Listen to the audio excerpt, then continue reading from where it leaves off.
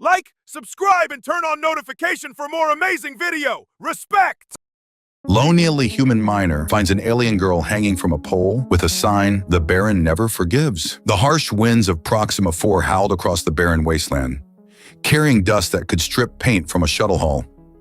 In this forgotten corner of the galaxy, only the desperate or the damned made their home. Malcolm Reed was both. The old miner trudged through the alien grit, his weathered boots leaving deep impressions in the rust-colored soil. 63 years of hard living had carved deep lines into his face, like the very rock he'd spent his life extracting. His once black hair had surrendered to a steely gray, cropped close to his skull beneath a battered helmet. "Another day in paradise," he muttered to himself, the words lost in the howling wind. The Proxima Mining Company's settlement was little more than a collection of prefabricated structures huddled against the constant assault of the elements. Malcolm had called it home for 15 years, longer than most lasted in this hellhole. He preferred the solitude of the mines to the complications of human interaction. Out here, a man could disappear, could outrun his past, or at least pretend to. As he crested the ridge that led back to the settlement, something caught his eye. A flicker of movement where there should be none. Malcolm squinted against the swirling dust, his hand instinctively moving to the plasma cutter at his belt. What in the seven hells? There, silhouetted against the blood-red sunset, was a figure hanging from one of the abandoned communication poles. Malcolm's heart hammered against his ribs as he quickened his pace, years of solitary caution warring with basic human decency. As he drew closer, the details emerged through the haze. It wasn't a human. The proportions were wrong. The figure was slender, feminine, with pale blue skin that seemed to glow in the dying light. Long silver-white hair whipped around in the wind. An alien. A cerulean. Her arms were bound above her head, suspending her from the pole. Her body was draped in nothing but tattered rags that barely preserved her modesty against the harsh elements. Even from a distance, Malcolm could see the bruises and wounds that marred her delicate skin. But it was the sign nailed beside her that made his blood run cold. "The Baron never forgives." "Damn it all," Malcolm growled, breaking into a run despite his aching joints. The Baron. Everyone in the settlement knew who that was. Drex Morden, a Taurian loan shark who'd set up shop in the settlement years ago. The alien crime lord had a stranglehold on half the miners through debt, and those who couldn't pay faced his unique brand of justice. Malcolm reached the pole and assessed the situation. The cerulean woman was barely conscious, her large almond-shaped eyes fluttering as she struggled to focus on him. "Hold on, I'm getting you down," he said, pulling his utility knife from his belt. Her voice was barely a whisper, melodic despite her condition. "Please, help." Malcolm cut through the bindings, catching her as she collapsed into his arms. She was lighter than he expected, her body trembling against his. "I've got you," he said, awkwardly patting her shoulder. It had been years since he'd held anyone, let alone a woman. "What's your name?" "Lena," she managed, her voice like wind chimes in a gentle breeze. Malcolm glanced around nervously. Helping her meant crossing the Baron, something no sane person in the settlement would do. But leaving her to die wasn't an option he could live with. "I'm Malcolm Reed." He wrapped his worn jacket around her shoulders. "Let's get you somewhere safe." His small prefab unit sat at the edge of the settlement, as isolated as possible while still technically being part of the community. Malcolm had chosen it specifically for its distance from others. Now that isolation might save both their lives. As he carried Lena toward his home, Malcolm couldn't shake the feeling that his carefully constructed solitude was about to be shattered. The Baron never forgave, and Malcolm had just made himself an enemy of the most dangerous being on Proxima 4. "What did you do to piss him off?" Malcolm asked as they approached his dwelling. Lena's eyes, the color of twilight, met his. "I tried to leave." "No one leaves the Baron's service." Malcolm grunted. He understood that sentiment all too well. Some chains were harder to break than others. The door to his unit slid open with a hydraulic hiss, revealing the sparse interior. A single room with a bed, a small kitchen area, and a table with 2 chairs, one of which had never been used. The walls were bare except for a faded photograph of Earth's Grand Canyon, a reminder of a home he'd never see again. He gently laid Lena on his bed, then rummaged through his med kit for antiseptic and bandages. "This might sting," he warned as he began cleaning her wounds. Lena winced but remained stoic. "Why are you helping me?" Malcolm paused, the question catching him off guard. Why was he helping her? It certainly wasn't the smart play. The Baron would come looking for her, and when he did, Malcolm's peaceful existence would end. "Because it's the right thing to do," he finally said, surprising himself with the simple truth of it. As he tended to her injuries, Malcolm couldn't help but notice the graceful lines of her alien features. Ceruleans were rare in this part of the galaxy, known for their empathic abilities and artistic culture. What was she doing in a mining hellhole like Proxima 4? "You're a long way from the Cerulean system," he observed. A shadow crossed her face. "The Baron collects exotic things. I was acquired." The implication turned Malcolm's stomach. Slavery was technically illegal throughout the United Systems, but out here on the frontier, laws were more like suggestions.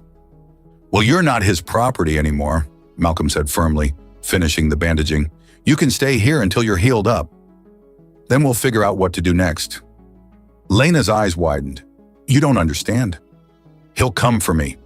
For us. The Baron never forgives." "Yeah, I saw the sign." Malcolm stood up, his knees cracking in protest. "I've been running from things my whole life, Lena. I'm too old and too tired to run anymore." He moved to the small kitchen area and began preparing a simple meal. "You should rest. Food will be ready soon." As Lena drifted into an exhausted sleep, Malcolm sat heavily in his chair, staring at the alien woman who had upended his carefully constructed isolation. For 15 years, he'd avoided entanglements, kept his head down, and minded his own business. Now, with one impulsive act of decency, he'd painted a target on his back. "The Baron never forgives." The words echoed in his mind as he watched the rise and fall of Lena's chest. Whatever storm was coming, Malcolm would face it. Some things were worth fighting for, even at his age. Outside, the winds of Proxima 4 howled their warning, carrying dust and secrets across the barren landscape. In the distance, the lights of the settlement flickered like uncertain stars. Unaware that the balance of power was about to shift, Malcolm woke before dawn, his body conditioned by years of early shifts. For a moment, he lay still, puzzled by the unfamiliar weight pressing against his side. Then the events of the previous evening came rushing back. Lena was curled against him, her silver-white hair spilling across his chest. He'd offered her the bed and planned to sleep in his chair, but she'd insisted they share the narrow cot, afraid to be alone. Her skin radiated a gentle warmth that Malcolm found oddly comforting after years of sleeping in solitude. Carefully, he extricated himself without waking her. She needed rest to heal. As he moved about the small dwelling, preparing for his shift, Malcolm couldn't help but steal glances at the sleeping Cerulean. In the soft light of morning, her bruises seemed more pronounced against her pale blue skin, stirring a protective anger in his chest. "Damn Baron," he muttered, pulling on his work boots. A soft knock at the door froze him mid-motion. Nobody visited Malcolm. Ever. He'd made sure of that. He grabbed his plasma cutter and approached the door cautiously. "Who is it?" "It's Grix," came the gravelly reply. "Open up, Reed. We need to talk." Malcolm relaxed slightly. Grix was an old Palladian, one of the few beings in the settlement Malcolm might cautiously call a friend.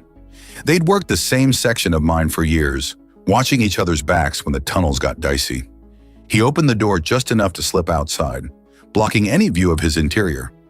Grix's 4 eyes blinked in rapid succession, a sign of agitation in his species.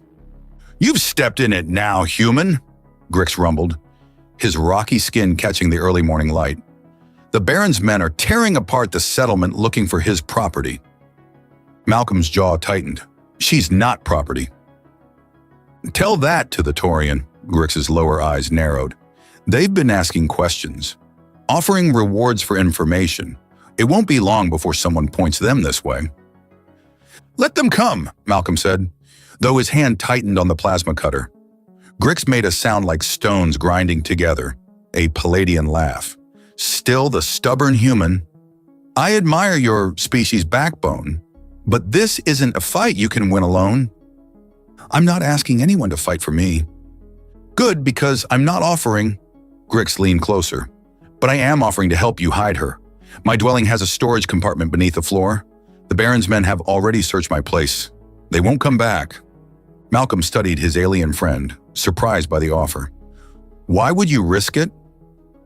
Because humans aren't the only ones who hate bullies, Grix replied simply, and because you saved my life in Tunnel 9 last year. Palladians pay their debts. Before Malcolm could respond, a commotion from the center of the settlement caught their attention. 3 hulking figures were moving from dwelling to dwelling, their distinctive horned silhouettes unmistakable. Taurian enforcers, Grix growled. They're working their way out from the center. You have maybe 20 minutes. Malcolm nodded grimly. I appreciate the offer, but I can't put you at risk. I'll figure something out. Stubborn human, Grix muttered. Fine, but take this. He pressed a small device into Malcolm's hand. Emergency beacon. If things go bad, activate it. I'll come running. Thanks, old friend. As Grix lumbered away, Malcolm slipped back inside. Lena was awake, sitting up in bed with fear evident in her twilight eyes. They're looking for me, she said. It wasn't a question. Yes, the Baron's men are searching the settlement. Malcolm moved quickly, gathering supplies. We need to move you somewhere safe. There is no safe place, Lena said, her melodic voice tinged with despair. The Baron's reach extends everywhere on this planet.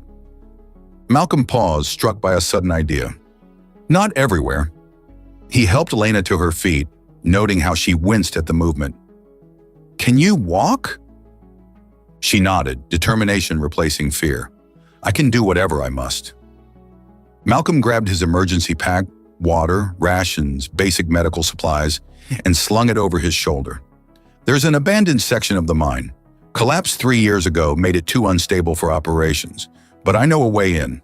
The company's sensors don't monitor it anymore. Won't they notice if you miss your shift? Lena asked, pulling Malcolm's jacket tighter around her slender frame. I've never missed a day in 15 years. I've earned 1 sick day. He checked the charge on his plasma cutter. Besides, I need to be with you. The tunnels can be tricky if you don't know them. A hint of a smile touched Lena's lips. Oh, you're risking everything for a stranger. Malcolm shrugged, uncomfortable with her gratitude.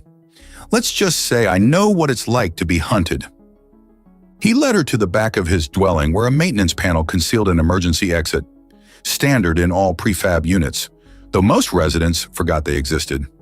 Outside, the harsh landscape of Proxima 4 stretched before them, bathed in the eerie light of dawn. Stay low and follow me, Malcolm instructed. The ridge will give us cover until we reach the abandoned shaft.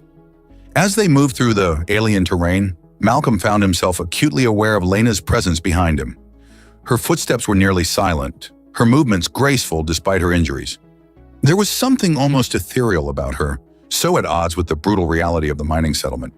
They had covered about half the distance to the abandoned shaft when Lena suddenly grabbed Malcolm's arm, pulling him down behind an outcropping of rocks. What is it? He whispered. Patrol drone, she breathed, pointing to a small object hovering in the distance. The Baron uses them to monitor the perimeter. Malcolm cursed under his breath. The Baron's resources were more extensive than he'd realized. Can it detect us here?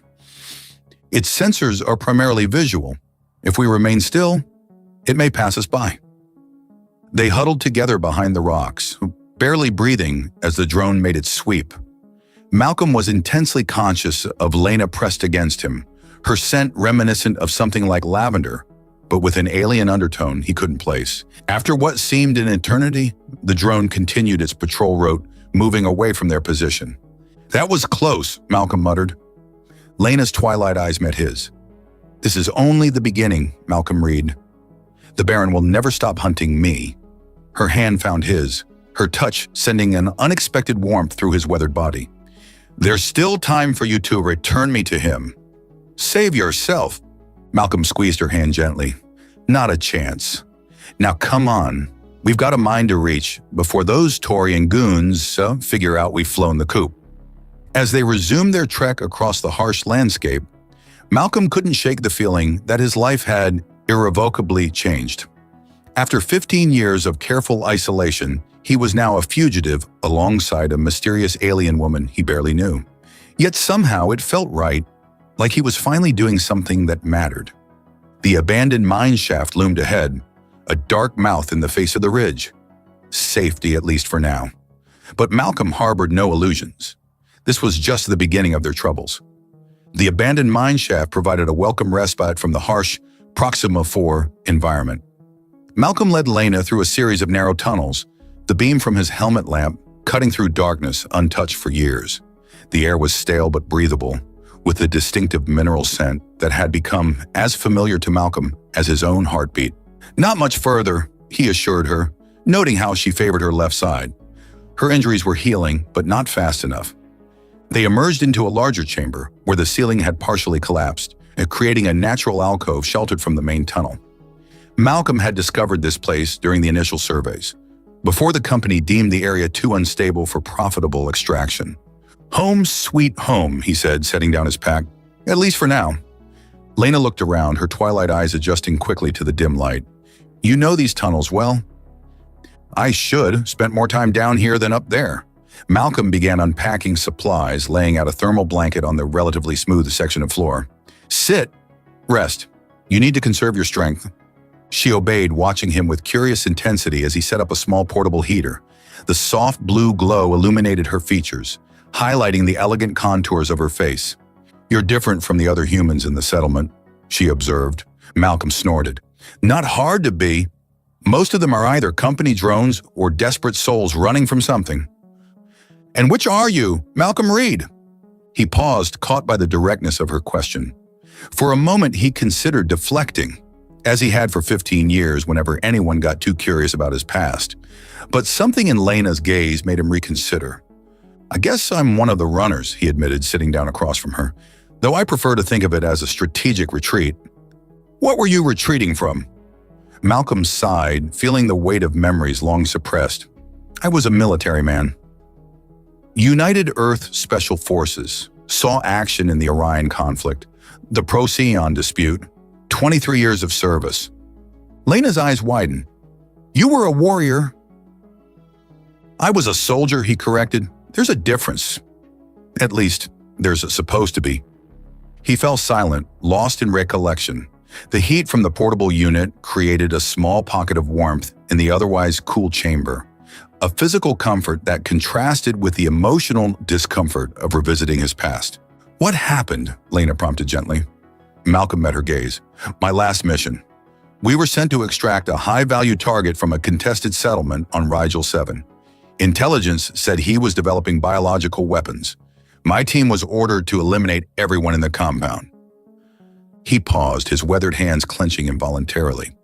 "When we got there, we found families. Children. The target was a doctor developing vaccines for a local plague. Our intelligence was wrong or deliberately falsified. I refused the order to fire." Malcolm's voice grew harder. "My commanding officer didn't appreciate the insubordination. He was going to proceed anyway. We fought. He died." Lena reached out, her slender blue fingers resting lightly on his calloused hand. "You saved innocent lives and became a fugitive. Military tribunal declared me a traitor. I've been running ever since." He shrugged. "Ended up here." Nobody asked questions on Proxima 4. "Until now," she said softly. Malcolm managed a wry smile. "Until now?" A comfortable silence fell between them. Malcolm was surprised at how easily the truth had flowed after years of careful concealment. There was something about Lena that invited confidence. "Your people, the Ceruleans," he said, changing the subject. "I've heard you're empaths." A shadow crossed her face. "Yes, we sense emotions, sometimes thoughts if they're strong enough. It's why the Baron—" She trailed off. "Wanted you," Malcolm finished. "You could tell when someone was lying about being able to pay." She nodded. "Among other uses. My abilities made me valuable to him, but they're also why I had to escape. Feeling the pain and fear of others day after day." Lena shuddered. "It was destroying me from within." Malcolm felt a surge of protective anger. He won't get you back. I promise you that. You would face the Baron for me? A stranger? You're not exactly a stranger anymore, Malcolm said, suddenly aware of how close they were sitting, of the warmth of her hand still resting on his. Lena's eyes, luminous in the dim light, searched his face. No, I suppose not. There was a shift in the air between them, a tension that hadn't been there before. Malcolm found himself noticing details he'd been too preoccupied to register earlier. The subtle curve of her lips, the graceful line of her neck, the way her silver-white hair caught the blue light from the heater. In my culture, Lena said softly, we believe that souls recognize each other across lifetimes. Perhaps that's why I trusted you immediately. Malcolm felt a warmth spreading through him that had nothing to do with the portable heater. It had been so long since he'd felt anything like this. This pull, this connection to another being. I'm not sure what your soul saw in mine, he said gruffly. I'm just an old soldier with too many regrets. I see courage, Lena countered, moving closer. Honor, compassion, rare qualities in any species. Her hand moved to his face, fingers tracing the lines etched by time and hardship. Malcolm remained perfectly still, afraid to break whatever spell had fallen over them. Ceruleans express gratitude differently than humans, she murmured, her face now inches from his. Is that right? Malcolm's voice was rough with emotion long dormant. We believe in the sharing of life force, Lena explained, her breath warm against his skin. The joining of energies. Malcolm swallowed hard. Sounds intense. A smile played at her lips. It can be. Would you like me to show you? The rational part of Malcolm's mind, the part that had kept him alive as a fugitive for 15 years, screamed caution. But another part, a part he'd thought long dead, responded to the invitation in Lena's eyes. I would, he answered honestly. What followed transcended physical attraction. In the blue-lit darkness of the abandoned mine, Malcolm experienced a connection unlike anything in his human experience. Lena's empathic abilities created a feedback loop of sensation and emotion, each feeling amplified and reflected between them. It was as if the boundaries between them dissolved, leaving only a shared consciousness of pleasure and discovery. For the first time in decades, Malcolm felt truly alive, truly present. The weight of his past, the burden of his solitude, fell away in Lena's embrace. In her arms, he wasn't a fugitive or a traitor or an aging miner. He was simply a man, rediscovering what it meant to be human. Afterward, they lay entwined on the thermal blanket, Lena's head resting on Malcolm's chest. The steady rhythm of his heartbeat seemed to fascinate her. Your species has such strong hearts, she observed, her finger tracing patterns on his skin. Malcolm chuckled. Necessary equipment for a high-gravity world. Not just physically, she said. Your capacity for feeling, it's remarkable. So intense, so unfiltered. Is that a compliment or a criticism? Lena propped herself up on one elbow, her silver-white hair cascading over her blue shoulders. Definitely a compliment. My people often lose themselves in empathic connections, becoming mirrors rather than individuals. But humans, you feel everything so completely, so authentically. Malcolm brushed a strand of hair from her face. Never thought of it that way. A distant rumble interrupted the moment, the sound of machinery echoing through the tunnels. Malcolm tensed, instinctively reaching for his plasma cutter. Company equipment, he said, listening carefully. Regular mining operations, not a search party, but it means they're working closer than I expected. Lena sat up, concern evident in her expression. We're not safe here. We're safe enough for now, Malcolm reassured her, though his mind was already calculating risks and contingencies. But you're right, we can't stay indefinitely. As he held Lena close, Malcolm realized that for the first time in 15 years, he was thinking beyond mere survival. He was planning a future, one that included someone else. The thought was as terrifying as it was exhilarating. Outside their hidden sanctuary, the Baron's hunters would be intensifying their search. But in this moment, wrapped in Lena's embrace, Malcolm felt a resolve hardening within him. His military training, his years of survival instincts, All of it would now serve a purpose beyond his own continued existence. He would protect her, whatever it took. After 2 days in the abandoned mine shaft, Malcolm knew they needed to make a move. Their supplies were dwindling, and the sounds of mining operations were growing closer each shift. He fingered the emergency beacon Grix had given him, turning it over in his calloused hands.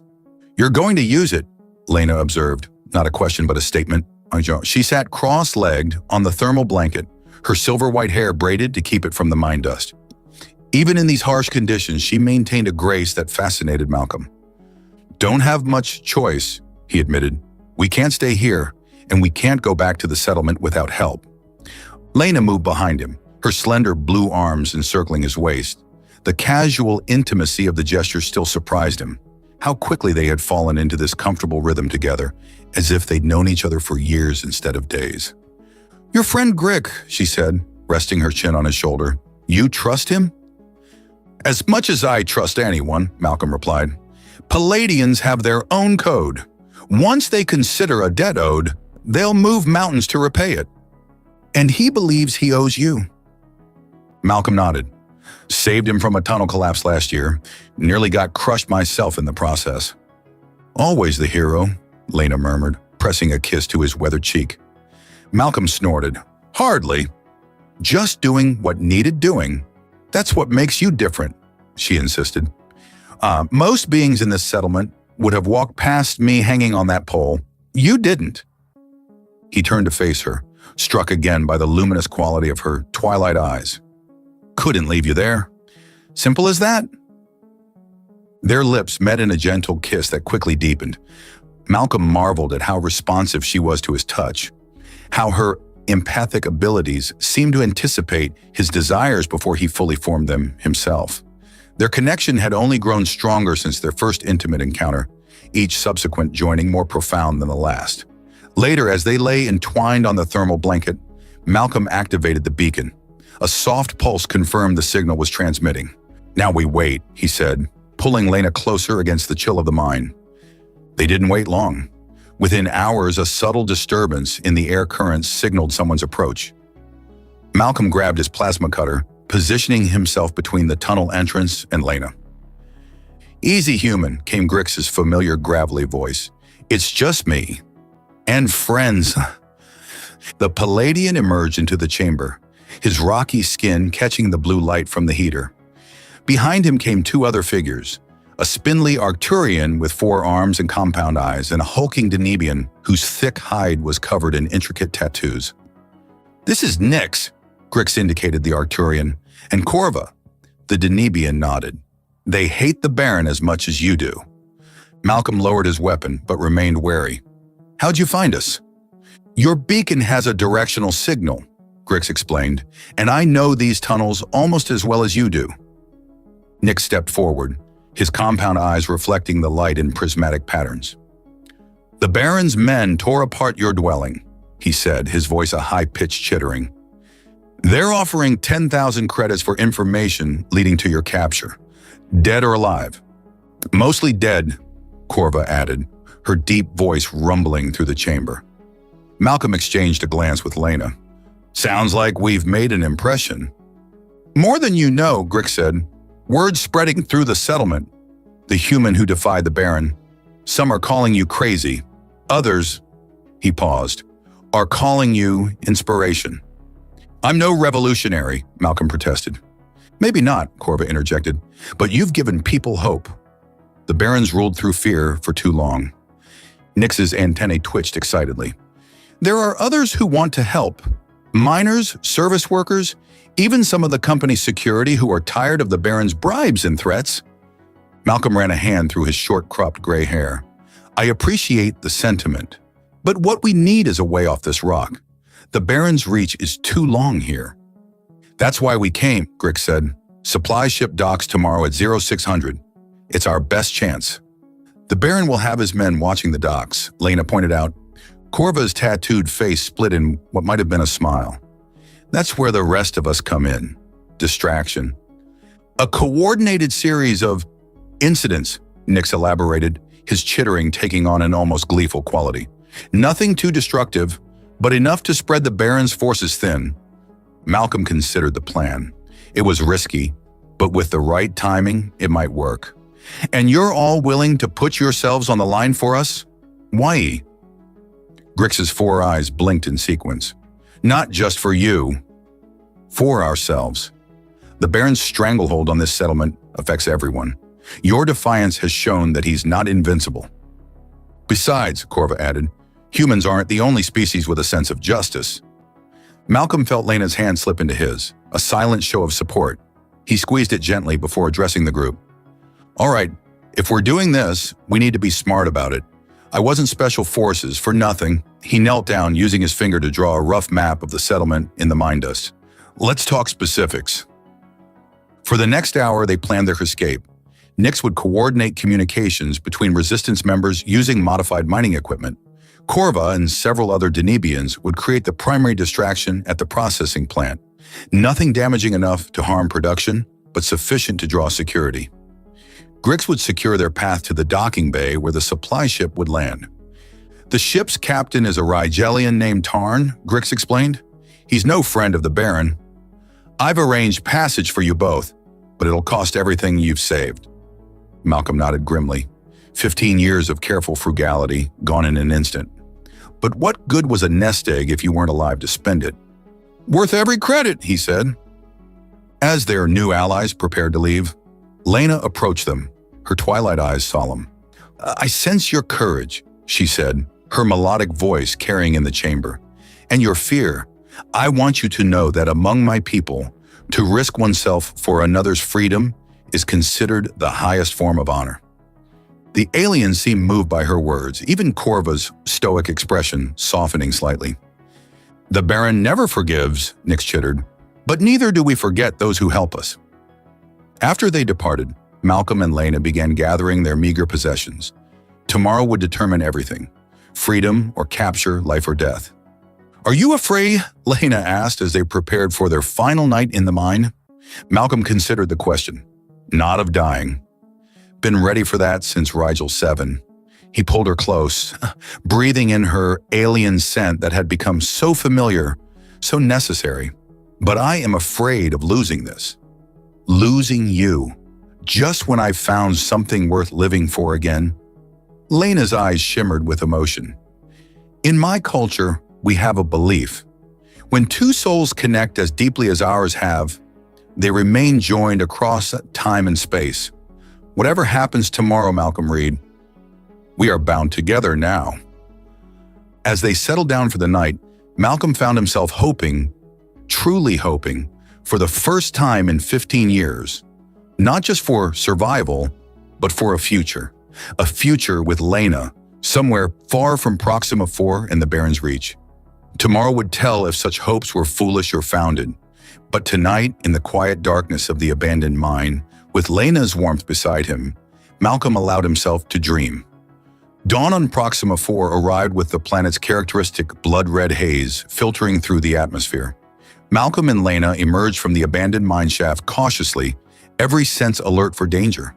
They had spent the night in each other's arms, their passion tinged with the bittersweet knowledge that it might be their last night together. Ready? Malcolm asked, checking his plasma cutter's charge one final time. Lena nodded, her silver-white hair tucked beneath a miner's cap Grix had provided. She wore a set of standard-issue coveralls that hung loosely on her slender frame, on a part of their disguise as they made their way to the docking bay. I can sense great anxiety throughout the settlement, she said, her twilight eyes distant as her empathic abilities reached out. The Baron's forces are agitated. Good. Means our friends are doing their part. Malcolm took her hand. Stay close. They followed a circuitous route toward the settlement, avoiding the main paths. According to the plan, Nix and his associates would trigger the first distraction at precisely 0530, a series of minor malfunctions in the processing plant's systems that would draw security away from the docking bay. The distant wail of alarms confirmed the plan was in motion. Right on schedule, Malcolm muttered approvingly. They skirted the edge of the settlement, keeping to the shadows of the prefab units. The normally busy pathways were nearly deserted, most miners either on shift or wisely staying indoors with trouble brewing.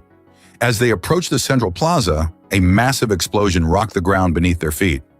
Malcolm pulled Lena into the shelter of a supply shed, his body instinctively shielding hers. "That wasn't part of the plan," he growled, peering around the corner. The processing plant's auxiliary power unit was in flames, black smoke billowing into the red sky. Security forces and emergency response teams rushed toward the blaze. "Corva's work?" Lena asked, her voice tight with concern. Malcolm frowned. "Too big." They were supposed to create a distraction, not actual damage. He activated the small communicator Nix had provided. "Grix, what's happening?" Static crackled before the Palladian's gravelly voice came through. "Baron's forces intercepted Corva." She improvised. "Is she alive but captured? Move quickly. Path to Bay 3 is clear. I'll meet you there." Malcolm's jaw tightened. The stakes had just risen dramatically. "Come on, he said to Lena. "We need to move." They hurried through the now chaotic settlement, the emergency providing perfect cover for their movement. As they approached the docking area, Malcolm spotted the supply ship, a battered but serviceable interstellar freighter that represented their ticket to freedom. Grix was waiting at the maintenance entrance to Bay 3, his rocky features set in grim determination. "The captain's ready," he reported, "but there's a problem. The Baron himself is here." Malcolm's blood ran cold. "Where?" "Main terminal. He brought his personal guard, 6 Taurian enforcers." Grix handed Malcolm a small package. "Your new identities and passage confirmation. The ship leaves in 15 minutes, with or without you." "What about Corva?" Lena asked. "The others are working on it," Grix assured her. "This is bigger than just your escape now. The Baron's response to the distraction was excessive. He's ordered a settlement-wide lockdown. People are pushing back." Malcolm processed this information quickly. What had begun as their personal escape had somehow catalyzed a full-blown rebellion against the Baron's tyranny. "We can't just leave them to fight our battle," he said, the soldier in him resurfacing. "This isn't just your battle anymore," Grix countered. "It's everyone's. The best thing you can do is get on that ship." A series of shouts from the main terminal interrupted them. Through the bay windows, Malcolm could see a commotion unfolding. A group of miners, humans and aliens alike, were confronting a Taurian enforcer, their voices raised in protest. Then he saw him, the Baron. Even from a distance, the Taurian crime lord was imposing, his massive horned frame towering over the protesters. His voice boomed across the docking bay. "This settlement exists by my grace. Those who defy me will serve as examples." The Baron grabbed one of the protesters, a young human woman, and lifted her by the throat. Something snapped in Malcolm. 15 years of keeping his head down, of strategic retreat, of running from his past, all of it crystallized into a moment of perfect clarity. "Get Lena to the ship," he ordered Grix, pressing the passage documents into the Palladian's hand. "Malcolm, no!" Lena grabbed his arm, her eyes wide with fear. "You can't face him alone." "I'm not running anymore," Malcolm said, his voice steady, "and I won't be alone." He nodded toward the growing crowd of protesters. "The Baron's reign ends today." "Then I stand with you," Lena declared, her slender blue fingers intertwining with his weathered ones. Malcolm wanted to argue, to insist she save herself, but the determination in her twilight eyes told him it would be futile. They were in this together now, bound by something stronger than fear. "We need a plan," Grix rumbled, accepting their decision. Malcolm's military training kicked in, assessing the situation with practiced efficiency. The Baron's focused on making an example. He's not expecting a coordinated attack. He turned to Lena. "Can you use your empathic abilities to sense which of his guards might be weakest?" "Most afraid?" Lena closed her eyes, concentrating. "The one on his left. He's, uncertain, conflicted." "Good!" "Grix, get word to Nix. Tell him to gather everyone who's willing to fight. We need numbers." Malcolm checked his plasma cutter again. The Baron's power comes from fear. Once people see he can be challenged, that fear turns to courage. As Grix relayed the message, Malcolm pulled Lena close, pressing his forehead to hers in an intimate gesture. "Last chance to get on that ship," he murmured. "My place is with you," she replied simply. "Whatever comes." Their lips met in a fierce kiss, a promise of all that could be if they survived the next few minutes. The communicator crackled. "Everyone's in position," Grix reported. "Nix says you just need to give the signal." Malcolm took a deep breath, 15 years of careful anonymity about to end in spectacular fashion. "Tell them to watch for my move." With Lena and Grix flanking him, Malcolm stepped out from the maintenance entrance into the main terminal. The Baron still held the young woman aloft, her feet dangling as she struggled for breath. "Baron!" Malcolm's voice carried across the terminal, silencing the crowd. "Remember me?" The Taurian's head swiveled, his yellow eyes narrowing as they fixed on Malcolm. Recognition dawned, followed by a cruel smile that revealed rows of sharp teeth. "The human who stole my property," the Baron growled, dropping the woman who scrambled away, gasping. "And my property herself. How convenient." "She's not property," Malcolm replied, his voice steady as he advanced. "And neither is anyone else in this settlement." The Baron laughed, a sound like grinding metal. "Brave words from a dead man. Do you know what I do to thieves, human? Do you know what I did to the last bully who threatened innocent lives?" Malcolm countered, his hand tightening on his plasma cutter. Something in his tone gave the Baron pause. For the first time, the alien crime lord seemed to truly look at the aging human before him, to see beyond the miner's coveralls to the soldier beneath. "Who are you?" the Baron demanded. Malcolm smiled grimly. "Just a man who's tired of running."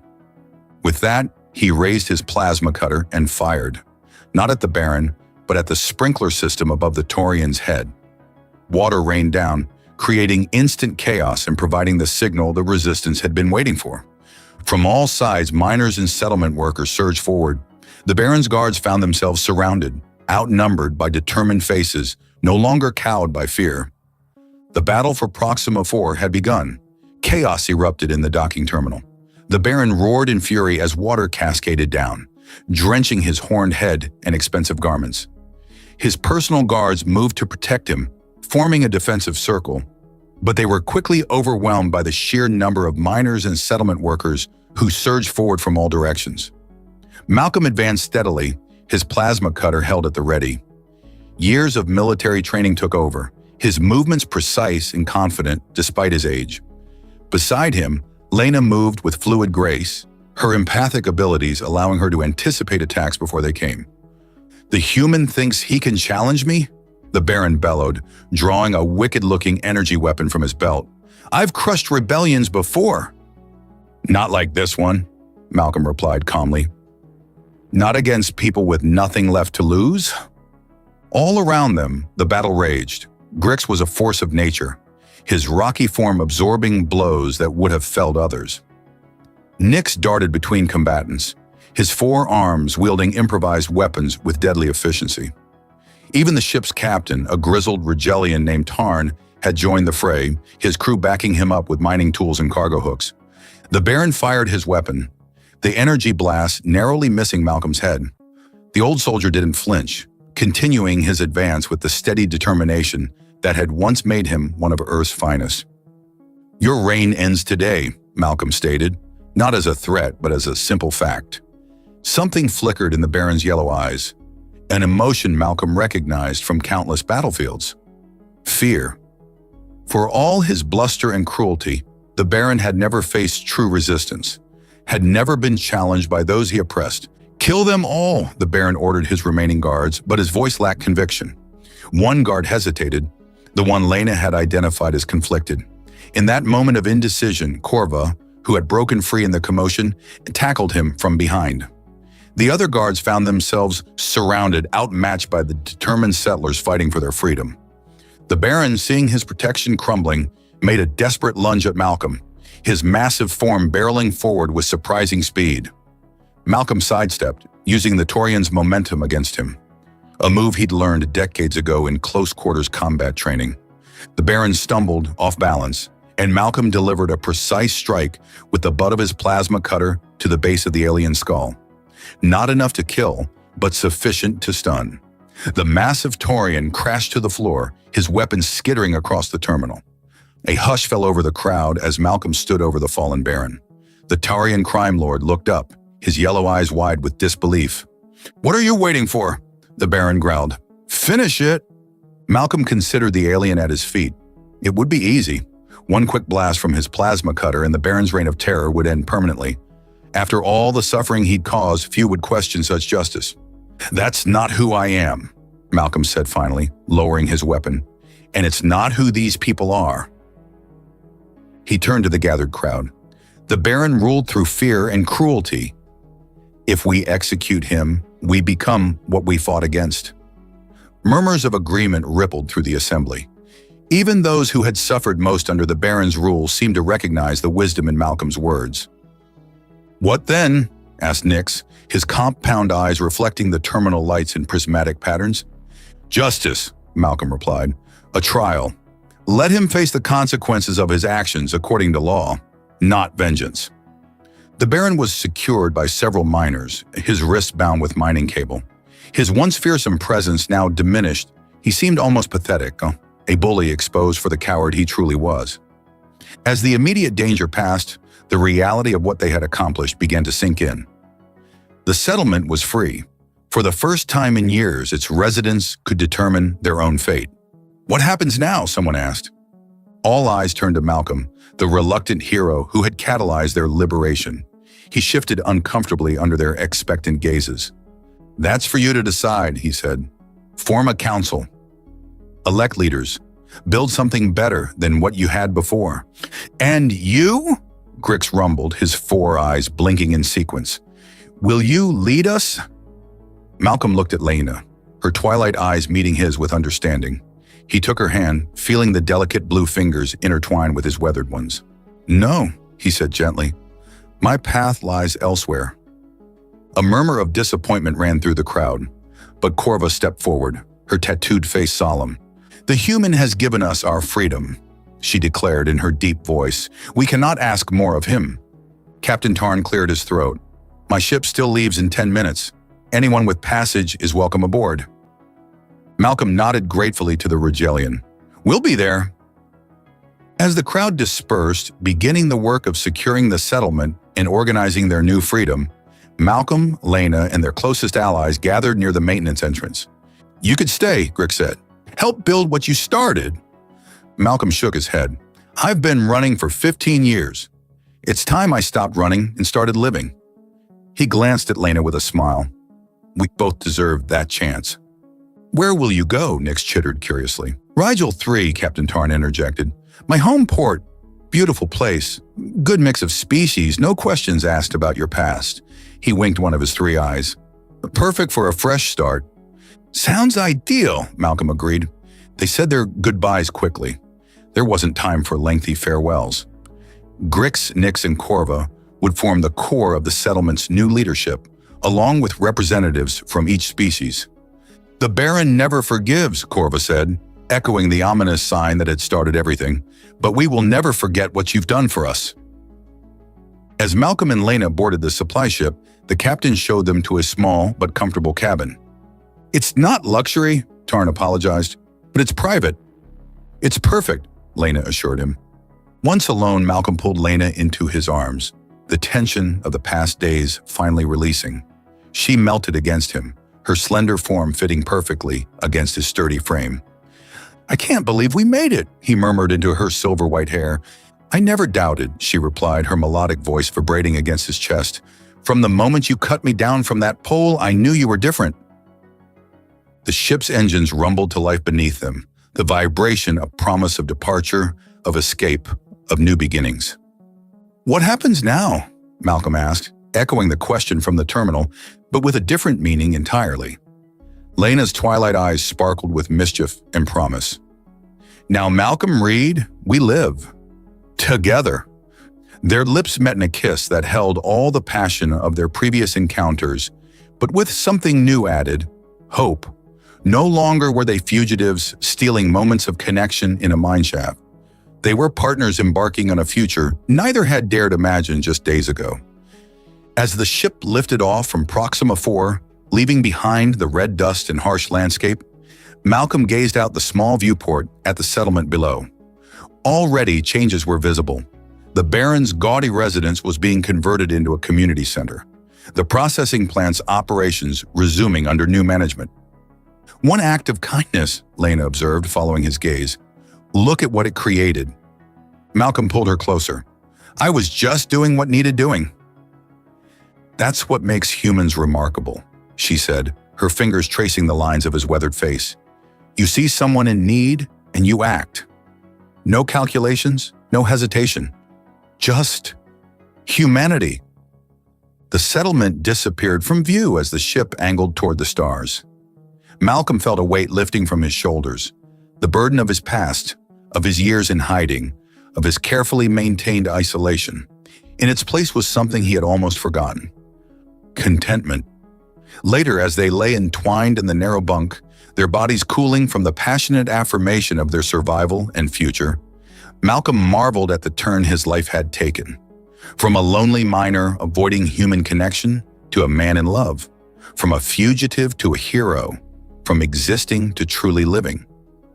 What are you thinking? Lena asked, her head resting on his chest, her fingers tracing patterns on his skin. That I'm the luckiest old fool in the galaxy, he replied honestly.